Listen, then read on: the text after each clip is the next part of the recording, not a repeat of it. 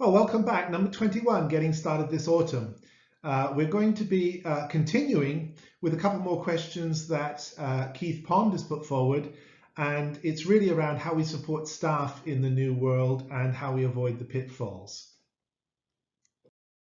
So thank you, first of all, to Dr. Keith Pond, the Director of EOCCS, which is part of the EFMD Global Network. Thanks for the invitation to write for your organization, a new business model for the new business school. And as part of that, I've been looking at the scaling rules. The scaling rules change as you move online. What does that mean for the lecture? What does it mean for the seminar where it's particularly tight?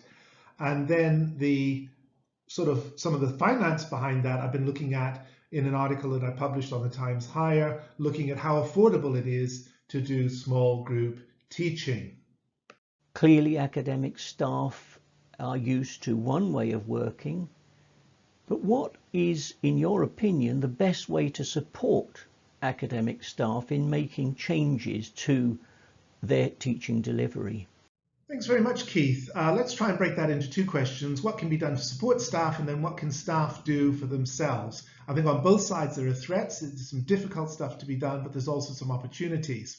I'd like to refer to a couple of earlier sessions in this series, part 10, learning from the budget, looking at how you make the finance work better, looking at how you make the finance more in line with what you can actually afford to do, and showing that small group teaching is possible. And then secondly, making face-to-face work and looking at how you need to actively promote, clear out everything else in order to promote the face-to-face part of teaching and learning, making that a central part of what's happening.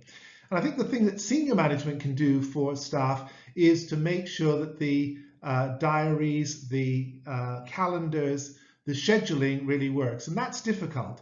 It involves designing out a lot of stuff that's been normally in there. It involves making sure that you're not going to call ad hoc meetings and use lots of time up that way. It does mean creating an environment in which staff really can prepare for students without being under pressure to be achieving other things at that stage, offering students stuff that they can do on their own. It involves really promoting the face-to-face as the heart of the educational experience, and it involves also realigning the way in which people are assessed.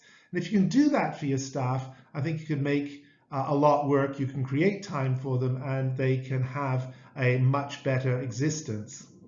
So what can staff do for themselves? So I think one of the challenges is that staff have been under enormous pressure, and when you've been under pressure for a sustained period of time, morale can be quite low, and so it can be quite difficult to see anything new that's coming along as being anything other than a burden to be avoided, a threat to be neutralized.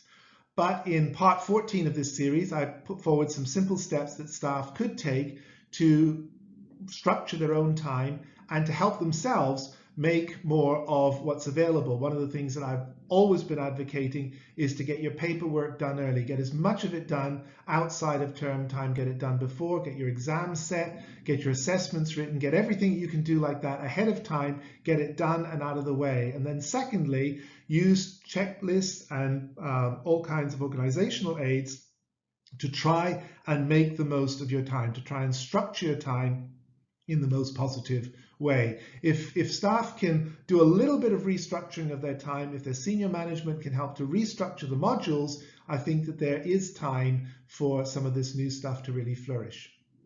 No change is painless, but I wonder what are the pitfalls we can expect when embarking on this different teaching strategy? So I think there are three things that we ought to recognize as far as pitfalls are concerned. One pitfall is that universities may be too agile and not do it well. And it's hard for universities to be agile because their whole DNA has been formed by centuries of not changing very much. Stability, not agility, has been the key to good university teaching and learning over the centuries. Secondly, most universities find it easier to release funds in retrospect to recover from a situation than they do to invest realistically ahead of time. And so that's a second challenge that universities are facing. And then finally, universities feel a need to project where they want to be rather than reflecting where they really are. And this rhetoric against reality tension can cause extreme problems. And I think that those are the three real pitfalls that universities face: a lack of agility, a lack of investment up front, although there's usually no shortage of spend afterwards, and a realism about the rhetoric they project. If you want to talk, here are some ways that you might do it. Enjoy.